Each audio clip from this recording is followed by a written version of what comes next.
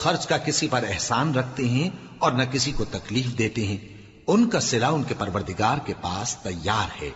اور قیامت کے روز نہ ان کو کچھ خوف ہوگا اور نہ وہ غمگین ہوں گے۔ جس خیرات کے دینے کے بعد لینے والے کو ایذا دی جائے، اس سے تو نرم بات کہہ دینی اور درگزر کرنا بہتر ہے،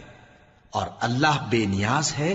بردبار ہے۔ مومنوں، اپنے صدقات و خیرات احسان رکھنے اور ایذا دینے سے اس شخص کی طرح برباد نہ کر دینا جو لوگوں کو دکھاوے کے لیے مال خرچ کرتا ہے اور اللہ اور روز آخر پر ایمان نہیں رکھتا، تو اس کے مال کی مثال اس چٹان کی سی ہے جس پر تھوڑی سی مٹی پڑی ہو اور اس پر زور کا مے برس کر اسے صاف کر ڈالے۔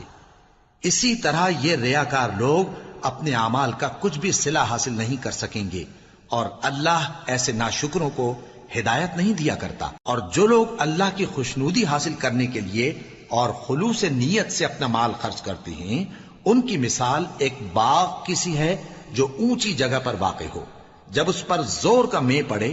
تو دگنا پھل لائے، پھر اگر مے نہ بھی پڑے تو خیر پھوار ہی صحیح،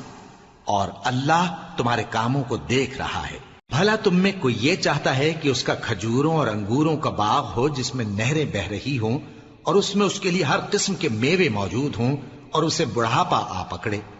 اور اس کے ننھے ننھے بچے بھی ہوں، تو ناگہاں اس باغ پر آگ کا بھرا ہوا بگولا چلے، پس وہ جل جائے۔ اس طرح اللہ تم سے اپنی آیتیں کھول کھول کر بیان فرماتا ہے تاکہ تم سوچو اور سمجھو۔ مومنو، جو پاکیزہ اور عمدہ مال تم کماتے ہو اور جو چیزیں ہم تمہارے لیے زمین سے نکالتے ہیں، ان میں سے اللہ کی راہ میں بھی خرچ کرو، اور بری اور ناپاک چیزیں دینے کا قصد نہ کرنا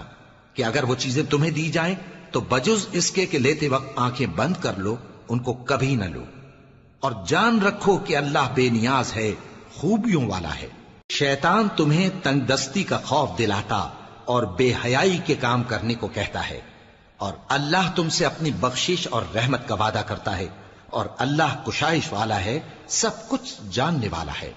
وہ جس کو چاہتا ہے دانائی بخشتا ہے، اور جس کو دانائی ملی بے شک اس کو بڑی نعمت ملی، اور نصیحت تو وہی لوگ قبول